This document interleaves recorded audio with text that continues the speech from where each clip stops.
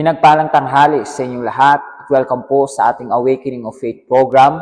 At narito na naman tayo para matuto kung paano natin gigisingin at gagamitin ang ating pananampalataya na kapag ginawa natin ito ay pwedeng magbigay sa atin ng katuparan ng mga pangako ng Diyos sa ating buhay.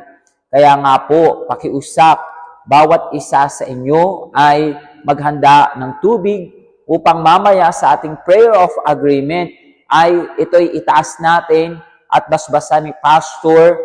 At kapag ininom mo ito, ay tumanggap ka ng kagalingan, solusyon, kalakasan, at higit sa lahat, by faith, ay pwede mong matanggap ang bautismo ng banal na Espiritu. At pwede mong isulat dyan sa comment section kung ano ang mga prayer request mo para maipanalangin din.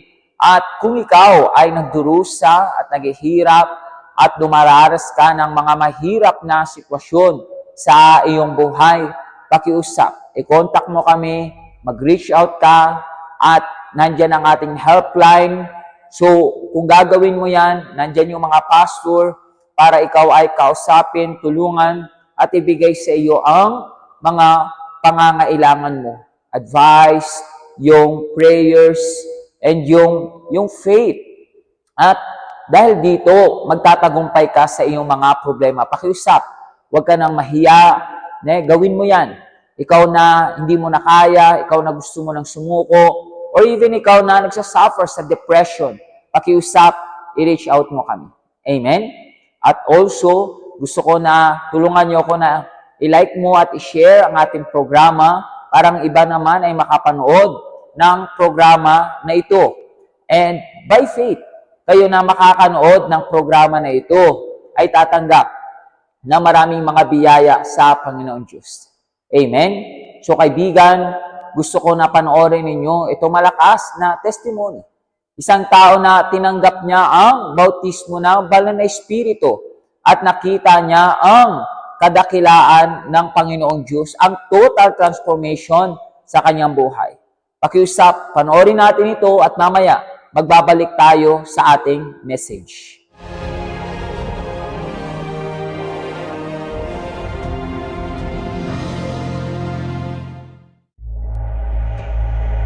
Lagi akong lumalabas kasama yung mga kaibigan ko and nakikipag-date din sa iba't ibang lalaki. Ako si Jovi, isang breadwinner ng family, and masyado ako noong attached sa pamilya ko. Tinitingnan ko na, alam ko sa sarili ko na marami akong mga Diyos-Diyosan, katulad na lang sa pamilya ko, sa mga kaibigan ko, and marami pa.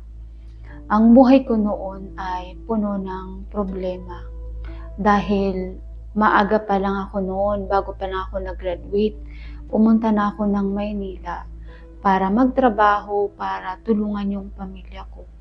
So, masyado akong attached sa family ko hanggat na ginagawa ko yung mga bagay na muntik nang ikakapahamak ko.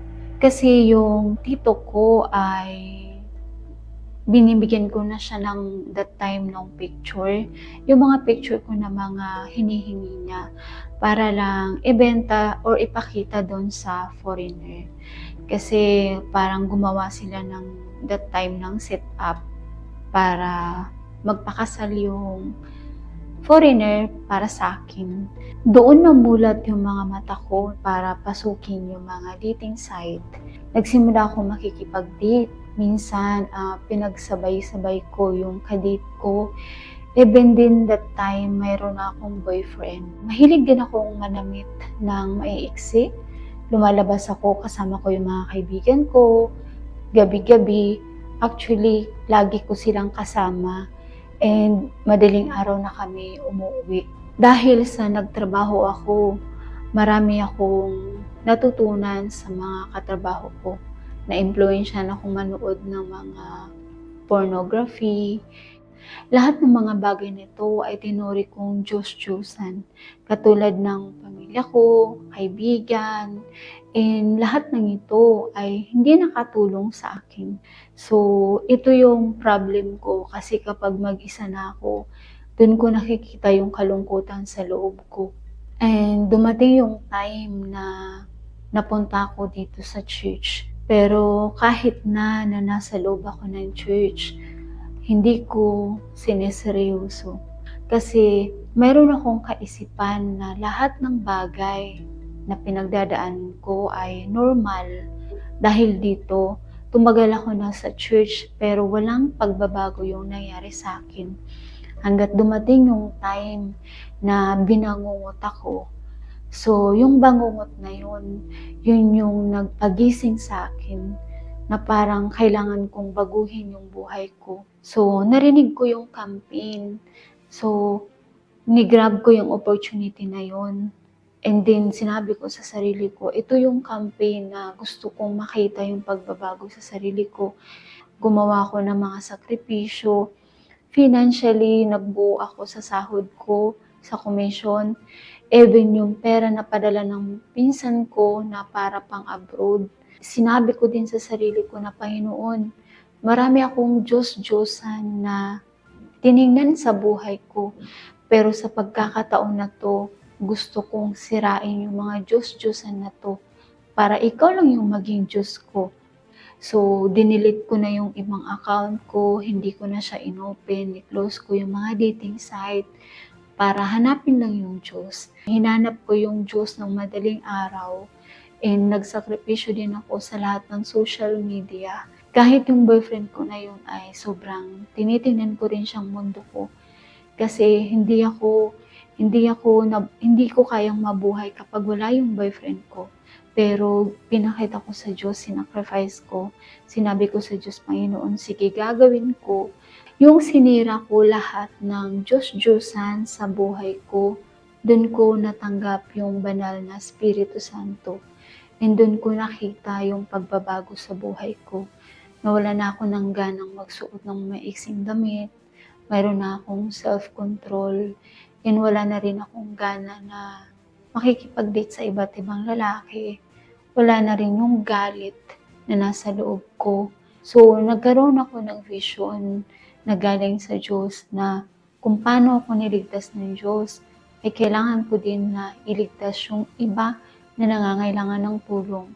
So, nagkaroon ako ng kagustuhan na gawin yung mga bagay patungkol sa Diyos. Na-realize ko na sa lahat ng mga bagay na natanggap ko financially, materially, kasiyahan na nakikita ko sa mga mata ko, lahat ng yun ay hindi siya makumpara sa kasiyahan na nasa loob ko, which is ang matanggap ang Diyos.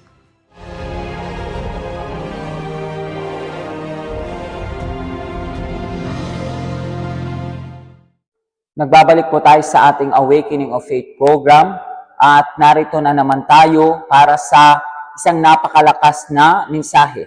Pakiusap kung ikaw ay merong Biblia, gusto ko na buksan mo sa aklat ng Mateo sa chapter 15 verse 10.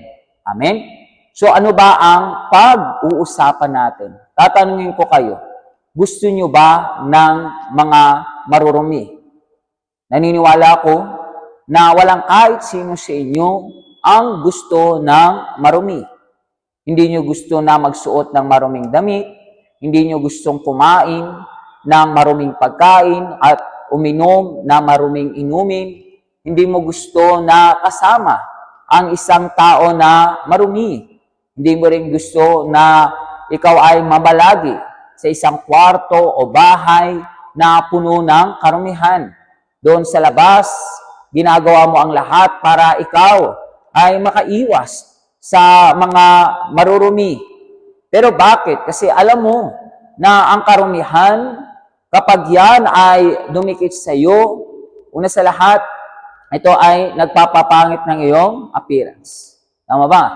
Or ito rin ay nagiging hindi maganda sa iyong pakiramdam. Maraming beses kapag ikaw ay nakainom ng marumi, ano nangyayari? Ikaw ay nagkakaroon ng masamang pakiramdam, nagkakaroon ka ng sakit ng tiyan, at kung ano-ano pang kirot at kahinaan ang mga nararamdaman mo. So, pwede pa nga na ikaw ay ma-hospital, tama ba?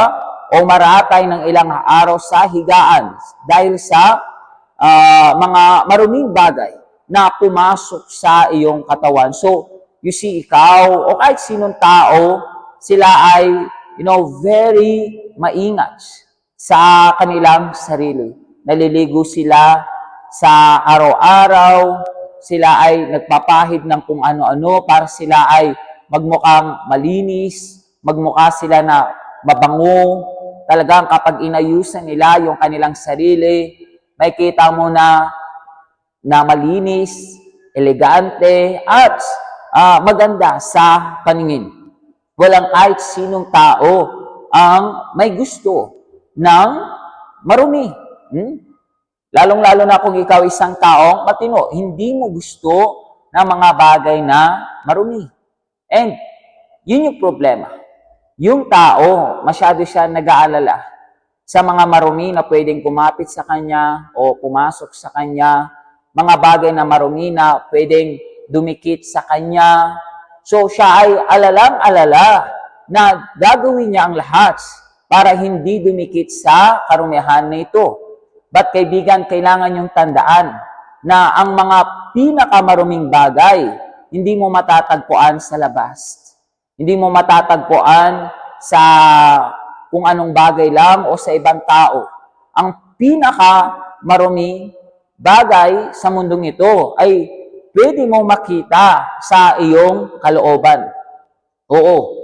Kaya nga, sinasabi ko sa iyo na mas maging maingat ka na hindi kumapit ang dumi sa iyo diyan sa labas, but mas lalong-lalo na mag-ingat ka na hindi kumapit ang dumi diyan sa loob mo, sa iyong puso. Dahil nakasulat sa Biblia, mismo ang Panginoong Hesus na ang nagsabi kung ano yung talagang nagpaparumi sa isang tao. Nakasulat diyan sa aklat ng Mateo, chapter 15, verse 10. Basahin natin. At tinawag ito ni Jesus ang mga tao at sinabi sa kanila, makinig kayo at unawain ang sasabihin ko. Hindi ang pumapasok sa bibig ng tao ang nagpaparumi sa kanya, kundi ang lumalabas dito. At nakasulat pa sa verse 17 o 16, nakasulat. Sinabi ni Jesus sa kanila, hindi pa rin ba ninyo naiintindihan? Hindi ba ninyo alam na anumang pumapasok sa bibig ay tumutukoy sa tiyan at dumi? Ngunit ang lumalabas sa bibig ay nagmumula sa puso ng tao. At ito ang nagpaparumi sa kanya sa paningin ng Panginoon Diyos. Nakasulat pa, sapagkat sa puso ng tao, nagmumula ang masasamang pag-iisip na nagtutulak sa kanya para pumatay, mangalunya, gumawa ng sexual na immoralidad, magnakaw, magsinungaling, at manira ng kapwa. Ano ang mga bagay na ito? Ang nagpaparumi sa isang tao. Ngunit ang kumain ng hindi naguhugas na kamay ay hindi nakakapagparumi ng tao. Amen?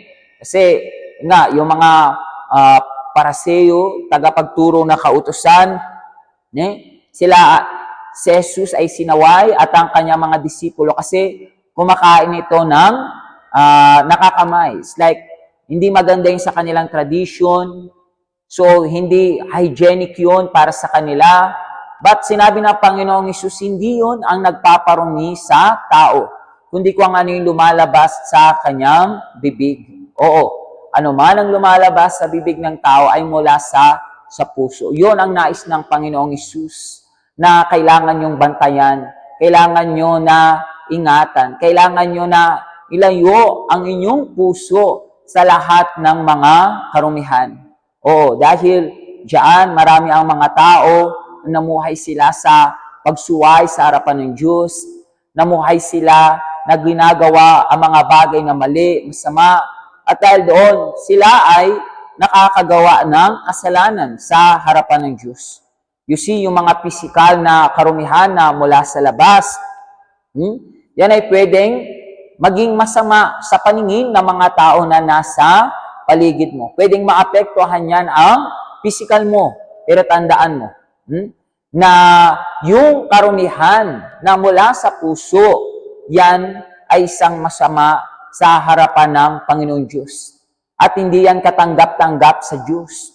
At dahil diyan, pwedeng maapektuhan ang buhay mo, ang buhay ng ibang tao, at hindi lang pisikal na katawan ang pwedeng maapektuhan yan. Ang pwedeng maapektuhan yan, lalong-lalo na, ay ang iyong kaluluwa. Oo. Dahil sa maruming puso, nagkakaroon ng sakit ang kaluluwa.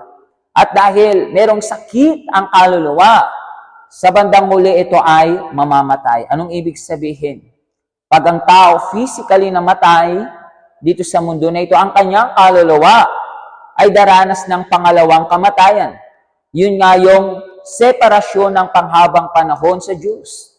At maitapon ang kanyang kaluluwa doon sa impyerno and later on sa lawa ng apoy. And imagine, yung mababad ang kaluluwa sa dagat-dagatang apoy, yan ay mas malubha pa, mas masakit pa. Mas mahirap pa ang sitwasyon kaysa, nagka-diarrhea ka lang dahil nakakain o nakainom ka ng marumi. O ikaw ay, na-hospital, or sabihin natin, ikaw ay, naoperahan para lamang ikaw ay gumaling sa iyong sakit. Yung kirot, yung hapdi na pwede mong maranasan dito sa mundo, dala ng pisikal na karumihan, ay hindi may kukumpara sa kirot at sa kits na daranasin ng kaluluwa kapag ito ay naitapon sa impyerno sa lawa ng apoy. Kaya kaibigan, pakiusap ko sa iyo. Pakinggan mo kung anong nakasulat sa salita ng Diyos. Na panood mo itong program na ito dahil ito ay chance at opportunity para sa iyo, para pagalingin ang nangangailangan ng kagalingan. Walang iba kundi ang iyong puso. Amen? Kaya nga iniimbitahan ko ang bawat isa sa inyo na magpunta ngayong araw ng Miyerkules. Meron tayong napakalakas na Bible study para pagalingin ang inyong puso.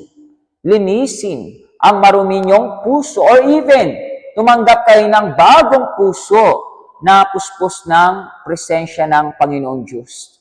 Amen? So magpunta ka. Kung ikaw ay malapit sa ating main church, main cathedral, yan ay matatagpuan sa UCKG Building, General Rojas Avenue, Araneta City, Cubao.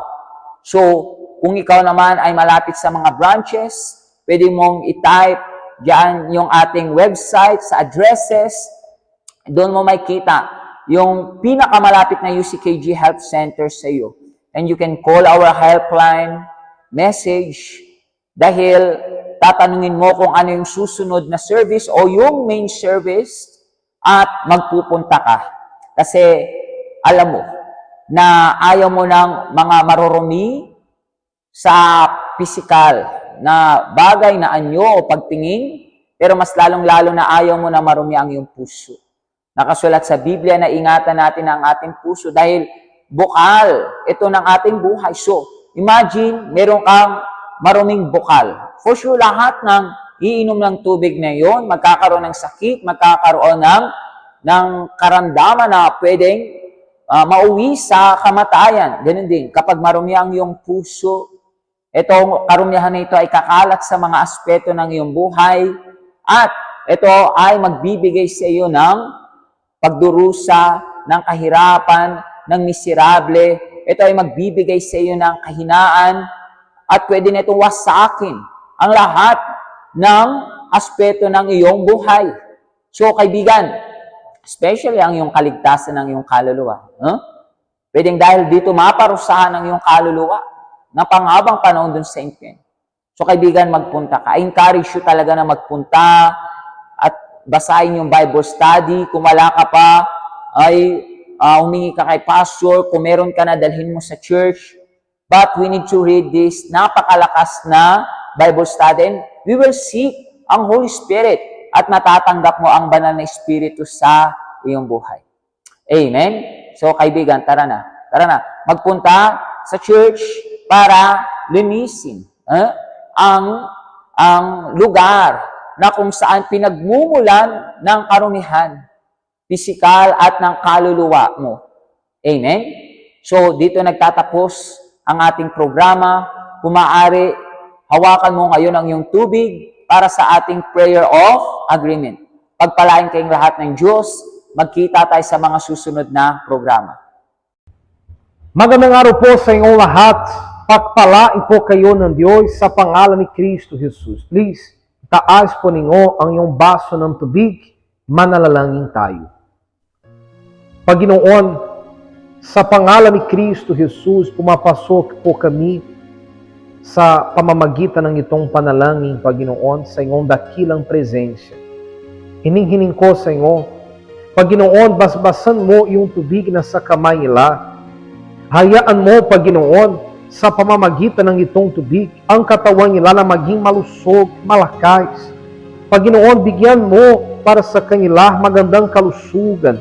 Sa pangalan ni Kristo Jesus, alisin mo lahat ng karamdaman, lahat ng sakit. Panginoon, may mga tao na ingon na sila ay nananalangin, na may problema, matinding problema, pisikal at espiritual. Hayaan mo, Panginoon, ngayon, sa pamamagitan ng itong tubig, ang katawan nila na maging malusog, pisikal at espiritual, sa pangalan ni Kristo Jesus. So ngayon, mga kaibigan, inumin po ninyo in faith ang tubig na to at tanggapin mo yung himala na kailangan mo sa pangalan ni Kristo Jesus.